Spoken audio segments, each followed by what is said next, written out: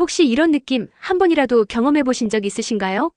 무릎에 통증은 없는데 움직일 때마다 딱딱하게 느껴지고 계단을 오르거나 앉았다 일어날 때 괜히 삐걱거리는 것 같은 느낌. 지금 그게 바로 무릎이 보내는 경고일 수 있습니다.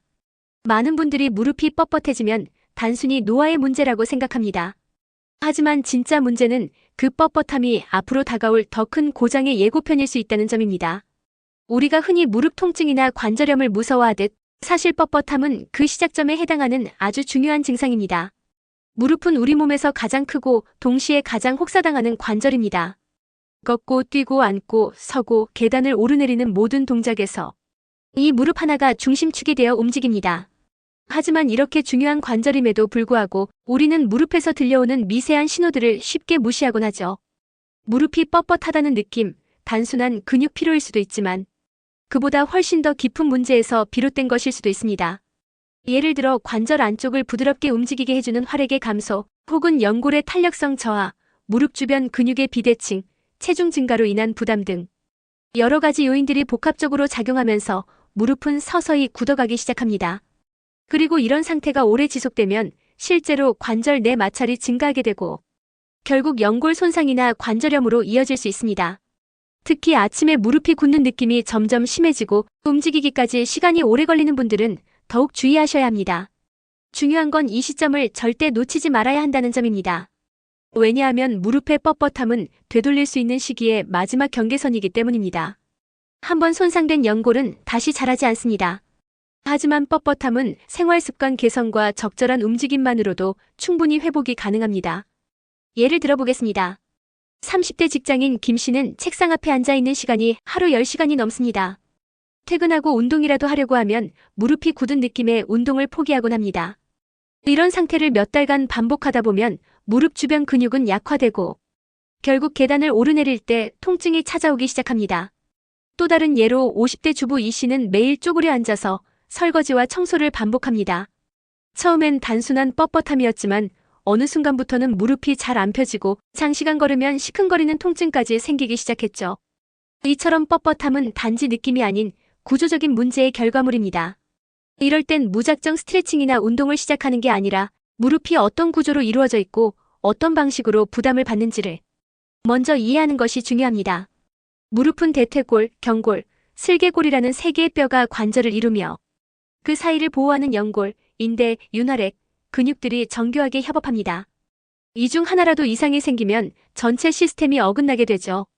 그리고 가장 먼저 느껴지는 것이 바로 뻣뻣함입니다. 이제 중요한 질문을 드려볼게요.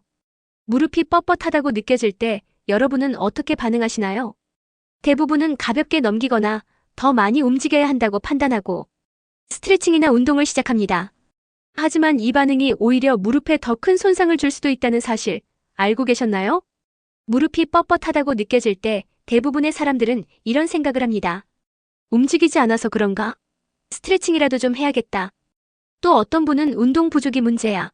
무릎을 더 써야 돼. 라며 무릎을 굽혔다 폈다 반복하거나 스쿼트를 하루에 50개씩 하는 분들도 계십니다. 그런데 여기서 가장 위험한 함정이 있습니다. 그 뻣뻣한 무릎이 움직이라고 보내는 신호가 아니라 움직임을 조심하라는 경고일 수 있다는 사실입니다. 오늘 이 섹션에서는 무릎 건강을 망치는 대표적인 잘못된 동작 5가지를 소개하고 그 동작들이 무릎 안쪽에서 어떤 문제를 일으키는지 과학적으로 설명해 드리겠습니다. 첫 번째, 쪼그려 앉기입니다. 한국인의 대표적인 생활 자세죠. 설거지를 할 때, 청소를 할 때, 아이를 볼 때, 심지어 밥을 먹을 때도 쪼그려 앉는 습관이 있는 분들 많으실 겁니다. 문제는 이 자세가 무릎 관절 안쪽에 있는 연골을 압축하고 무릎뼈와 허벅지뼈 사이에 강한 마찰을 일으킨다는 점입니다. 특히 쪼그려 앉을 때 무릎 각도가 120도 이상 굽혀지면 관절 사이에 활액이 눌리면서 윤활 기능이 떨어지고 연골 마모가 가속화됩니다. 두 번째, 무릎 꿇기 자세입니다. 특히 종교적인 예배, 전통 예절, 바닥 생활에서 자주 보이는 자세인데요. 이 동작은 무릎 관절 전면에 극심한 압박을 줍니다. 슬개골이 아래쪽으로 밀리면서 관절 내저맥낭의 부종을 유발하고 반복될 경우 저맥낭염이나 퇴행성 슬개골 관절염으로 이어질 수 있습니다. 실제로 50대 이후 여성들에게서 슬개골 연화증이 많이 발견되는데 이 중 많은 사례가 오랜 시간 바닥에 앉거나 무릎을 꿇는 생활 습관과 관련이 있습니다. 세 번째, 깊은 스쿼트입니다. 운동 좀 하신다는 분들 헬스장에서 무릎은 90도 밑으로 내려가야 진짜 스쿼트지라고 말씀하시곤 하죠. 하지만 일반인에게, 특히 무릎의 뻣뻣함이나 통증을 느끼는 사람에게 이 동작은 굉장히 위험합니다. 무릎이 90도 이상 굽혀질 때부터 연골 마모와 관절 압박은 급격히 증가합니다. 또한 자세가 조금만 틀어져도 무릎이 안쪽이나 바깥쪽으로 휘면서 대퇴골과 경골 사이의 압력이 비정상적으로 쏠립니다. 이런 움직임은 일시적인 통증뿐 아니라 장기적으로는 관절 틀어짐, 연골 균열, 인대 손상으로까지 이어질 수 있습니다. 네 번째, 계단 오르내리기 운동입니다. 요즘 많은 분들이 건강을 위해 계단 오르기를 하시는데요. 이건 굉장히 양날의 검 같은 운동입니다. 무릎 주변 근육이 충분히 강하고 관절 유연성이 확보된 분에겐 도움이 될 수 있지만 무릎이 뻣뻣한 상태에서 이 운동을 하면 오히려 연골 압박이 증가하고 통증이 심해질 수 있습니다.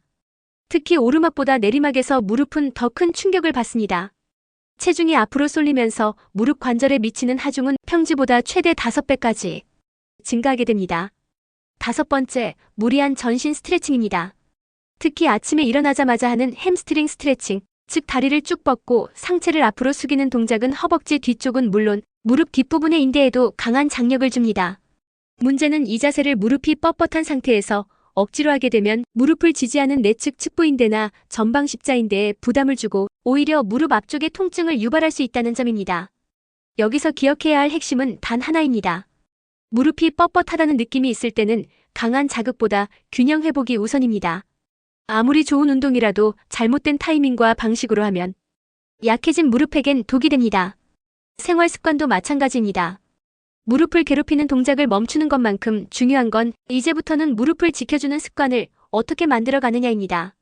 앉는 자세, 걷는 방식, 사용하는 신발, 의자 높이까지 무릎은 매 순간 환경의 영향을 받기 때문입니다. 이제부터는 그 환경을 바꿔줄 차례입니다. 자, 그렇다면 어떤 습관을 멈추고 어떤 습관을 지켜야 무릎 건강을 유지할 수 있을까요? 여기서부터는 무릎이 뻣뻣해지지 않도록, 아니 이미 뻣뻣해졌다면 그 증상을 완화하기 위해 반드시 멈춰야 할 습관과 반드시 지켜야 할 습관들을 짚어보겠습니다.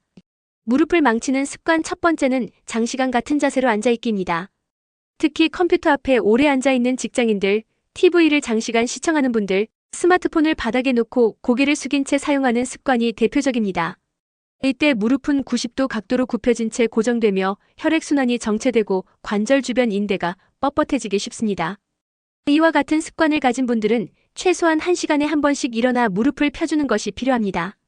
걷지 않더라도 자리에서 일어나 체중을 두 다리에 실어 무릎을 곧게 펴주는 것만으로도 큰 차이가 생깁니다.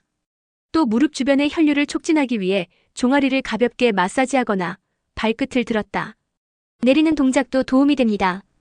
두 번째 멈춰야 할 습관은 슬리퍼, 플랫슈즈 등 무릎 충격 흡수가 안 되는 신발입니다.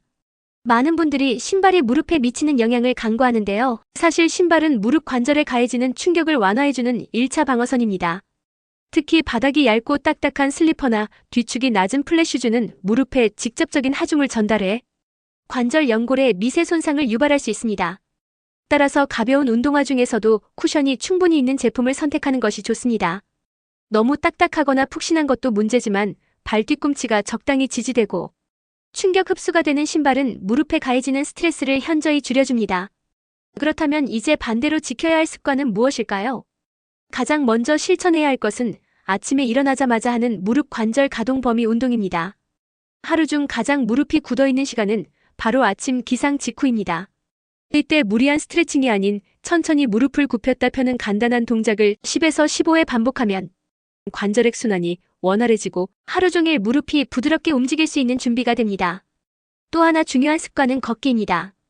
단, 여기서 말하는 걷기는 빠르게 걷거나 많이 걷는 것이 아니라 무릎에 부담을 주지 않는 올바른 자세로 걷는 것을 의미합니다. 발을 내디딜 때 뒤꿈치부터 닿고 무릎을 곧게 펴면서 다음 걸음을 내딛는 식의 자연스러운 보행은 무릎 주변 근육을 고르게 사용하게 해 관절에 무리가 가지 않도록 도와줍니다. 마지막으로 지켜야 할 습관은 체중 조절입니다. 체중이 1kg 늘어나면 무릎에는 약 25kg의 부담을 덜 수 있다는 뜻입니다. 실제로 무릎 통증으로 병원을 찾은 환자들 중 상당수가 체중 감량만으로 증상이 크게 완화된 사례도 많습니다. 즉, 지금 당장 어떤 치료를 하지 않더라도 생활 속 습관만 바꾸는 것으로도 무릎의 뻣뻣함과 불편함은 충분히 개선될 수 있다는 것입니다. 놀랍죠? 다음으로는 무릎이 뻣뻣할 때 피해야 할 대표적인 운동과 그 대신 할 수 있는 대체 운동을 알려드리겠습니다. 많은 분들이 이 지점에서 잘못된 선택을 해 무릎 건강을 더 악화시키는데요. 지금부터는 정말 안전하게, 효과적으로 무릎을 회복하는 운동법에 대해 함께 알아보겠습니다. 가장 먼저 피해야 할 운동은 점프 동작이 많은 유산소 운동입니다. 대표적으로 줄넘기나 점핑잭, 에어로빅 등이 있는데요. 이런 운동은 순간적인 착지 시 무릎에 수직으로 큰 충격을 줍니다. 특히 체중이 많이 실리는 착지 순간 연골에 미세한 균열이 생기거나 이미 손상된 부위가 악화될 수 있습니다. 또한 런지나 깊은 스쿼트처럼 무릎을 90도 이상 굽히는 동작도 무릎이 뻣뻣한 상태에서는 피해야 합니다. 무릎이 굽혀질수록 관절면 사이의 압력은 기하급수적으로 증가하고 연골 간 마찰이 심해져 뻣뻣함과 통증을 유발할 수 있기 때문입니다. 이 외에도 무릎이 안쪽으로 몰리는 자세, 예를 들어 내전근 운동이나 레그프레스 머신에서 양발을 모은 채 밀어내는 동작도 주의해야 합니다. 무릎의 정렬이 흐트러지면서 관절과 인대의 불균형한 하중이 가해지기 때문이죠. 그렇다면 이런 운동들을 대신할 수 있는 무릎 회복의 효과적인 운동은 무엇일까요? 첫 번째 추천 운동은 의자에 앉아서 다리 뻗기입니다. 앉은 자세에서 천천히 한쪽 다리를 들어올려 무릎을 완전히 펴는 이 동작은 대퇴사두근을 강화하면서도 관절에 과한 부담을 주지 않습니다. 무릎이 뻣뻣하거나 통증이 있는 초기 단계에서 가장 추천되는 운동입니다. 두 번째는 짧은 거리 걷기입니다. 일반적인 산책도 좋지만 뻣뻣함이 있는 경우 너무 오래 걷기보다는 5에서 10분 단위로 자주 움직이는 것이 훨씬 효과적입니다. 평지나 잔디밭처럼 충격이 덜한 곳을 선택하고 무릎에 무리가 가지 않도록 속도를 조절하는 것이 중요합니다. 세 번째는 무릎 뒤쪽 스트레칭입니다. 햄스트링의 유연성은 무릎 움직임에 큰 영향을 미칩니다. 누워서 수건이나 밴드를 이용해 다리를 들어올리는 스트레칭은 무릎 관절의 부담을 줄이면서도 뻣뻣함을 개선하는 데 도움이 됩니다. 네 번째는 무릎 펌핑 운동입니다. 앉은 자세에서 무릎을 굽혔다 펴는 동작을 10에서 20회 반복하는 것인데요. 이 운동은 무릎 주변 관절액 순환을 촉진해 뻣뻣함을 완화시켜줍니다. 관절이 마찰 없이 부드럽게 움직일 수 있는 환경을 만들어주는 것이죠. 이 모든 운동의 핵심은 무리하지 말 것입니다. 무릎이 뻣뻣하다는 건 이미 경고 신호가 켜진 상태라는 뜻입니다. 이 상태에서 무작정 강도 높은 운동을 하게 되면 회복보다는 오히려 악화를 불러올 수 있습니다. 그리고 무엇보다 중요한 건 꾸준함입니다. 하루 30분씩 무릎을 위해 시간을 내는 것, 일주일에 3일만이라도 무릎을 위한 운동 루틴을 만드는 것이 뻣뻣함 해소에 결정적인 차이를 만들어냅니다. 마지막으로 어떤 운동이든 시작 전에는 가볍게 무릎을 두드려주거나 온찜질을 해서 관절 주변을 부드럽게 풀어주는 것도 큰 도움이 됩니다. 운동이 끝난 후에는 무릎을 시원하게 해주고 필요하다면 가벼운 마사지나 폼롤러를 이용해 근육을 이완시켜주는 것도 잊지 마세요. 지금까지 무릎이 뻣뻣할 때 피해야 할 운동과 그대한 운동까지 알아봤습니다. 하지만 여기서 끝이 아닙니다. 다음은 무릎 통증과 뻣뻣함을 유발하는 심리적 원인과 우리가 간과하기 쉬운 식생활, 수면 습관, 염증과 스트레스의 관계까지 총체적으로 짚어보겠습니다. 무릎 하나지만 우리의 삶 전체와 연결되어 있다는 사실. 무릎 통증이나 뻣뻣함은 단순히 물리적인 문제로만 보일 수 있지만 사실 그 이면에는 스트레스, 수면 부족, 영양 불균형 같은 라이프 스타일의 총체적인 문제가 숨어 있는 경우가 많습니다. 예를 들어 만성 스트레스는 우리 몸의 염증 반응을 유발합니다. 코르티솔이 장기간 과다 분비되면 면역계가 혼란을 일으키고 무릎 관절을 포함한 몸 곳곳에 미세한 염증이 생기기 쉬운 환경이 조성됩니다. 이런 염증은 무릎의 활액막을 자극해 관절통을 유발하거나 연골 조직의 재생을 방해할 수도 있습니다. 또한 수면이 부족하면 무릎 회복에 필요한 성장 호르몬 분비가 줄어들고 연골 내 세포의 재생 능력도 떨어지게 됩니다. 특히 수면 시간이 5시간 이하로 짧은 사람은 무릎 통증 발생 확률이 평균보다 2배 이상 높다는 연구도 있습니다. 식습관 역시 빼놓을 수 없습니다. 당분이 많은 식사, 기름진 패스트푸드, 지나치게 정제된 탄수화물 위주의 식단은 체내 염증을 높이고 혈액순환을 방해해 관절 조직으로 영양 공급이 제대로 이루어지지 않게 만듭니다. 반대로 오메가3가 풍부한 생선, 항산화제가 많은 채소와 과일, 적절한 단백질 섭취는 무릎 건강을 회복하는 데 핵심적인 역할을 합니다. 여기서 중요한 건 우리가 단순히 운동만으로 무릎 건강을 돌볼 수 없다는 사실입니다. 스트레스 관리, 충분한 수면, 균형 잡힌 식사가 함께 조화를 이루어야 무릎의 뻣뻣함도 풀리고 관절 자체의 복원력도 높아질 수 있습니다. 예를 들어 스트레스를 받을 때마다 무릎이 더 뻐근해지는 걸 경험한 적 있으신가요? 또는 잠을 제대로 못 잔 다음 날 평소보다 무릎이 더 아프고 무거운 느낌이 든다든가요? 이건 모두 몸이 보내는 신호입니다. 단순히 물리적 구조물로서의 무릎이 아니라 우리 감정과 생활이 반영된 몸의 종합 결과물로서의 무릎을 바라봐야 한다는 뜻입니다. 이제 우리는 무릎이 뻣뻣해졌을 때 단순히 운동을 해야겠다라는 접근을 넘어서야 합니다. 어떤 음식을 먹고 있는지, 매일 몇 시간 자고 있는지, 하루 중 나를 가장 많이 긴장시키는 순간은 언제인지까지도 함께 돌아보아야 합니다. 그래야 무릎이 진짜로 좋아집니다. 단기적인 스트레칭이나 찜질로 잠깐 풀리는 것이 아니라 근본부터 회복되는 방향으로 건강에 향하는 것입니다. 그리고 무엇보다 중요한 건 지속 가능성입니다. 하루 이틀 잠깐 실천하고 끝내는 것이 아니라 오늘 소개해드린 무릎 건강 습관들을 내 삶에 녹여내야 합니다. 너무 어렵게 생각하지 않으셔도 됩니다. 아침에 일어나 무릎을 살짝 굽혔다 펴주는 30초. 엘리베이터 대신 계단 몇 층만 내려갈 때 사용하는 평지 걷기. 슬리퍼 대신 충격 흡수 좋은 신발 신기. 스트레스를 느꼈을 때 잠깐 눈 감고 심호흡하기.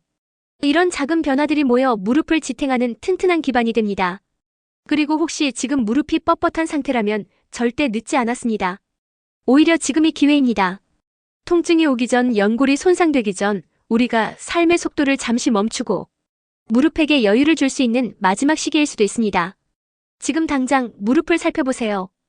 가만히 펴봤을 때 뻐근함이 느껴진다면 지금이 시작할 때입니다. 무릎을 위한 하루 10분, 그것이 당신의 미래 관절 건강을 결정짓는 분기점이 될 수 있습니다. 지금까지 함께 해주셔서 감사합니다. 도움되셨다면 구독과 좋아요 부탁드리고요. 앞으로도 이렇게 근거 있는 건강정보, 누구나 실천할 수 있는 방법들로 찾아뵙겠습니다. 건강한 하루 되세요. 감사합니다.